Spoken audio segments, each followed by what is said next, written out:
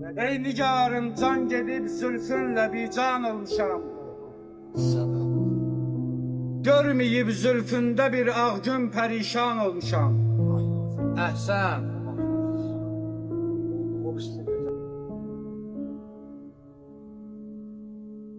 Ayrılıq dərdim vüsal zövqündən üstün bilmişəm. Dost olub düşmanıma, dostumla düşman olmuşam.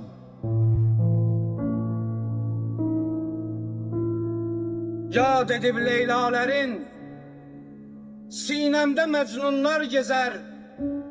Bağrı göz yaşı ile doymuş bir biyaban olmuşam. Can da yok, canan da yok, vəslət de yok, hicran da yok.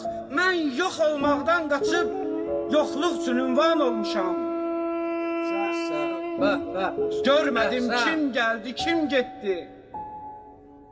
Görmedim kim geldi, kim gitti. Tutup kan gözlerim bir gider gelmez gülün hicrində giryan olmuşam. Maşallah. Ben de dünya görmüşem. Ben de dünya görmüşem. Azdırma ey dünya beni. Çok musibetler çekenden sonra insan olmuşam. Zövq alır alemden alem. Ey felek çərxün sına. Mən günahkar özgeler kalbinde iman olmuşam. Düşmüşəm gen cənnətimdən əff qıl ya Rəbb məni. Dəhrə Adəm gəldiyim üçün mən peşiman olmuşam. Ey bəlakəşlər, sizə həmdərd olan Arif mənəm.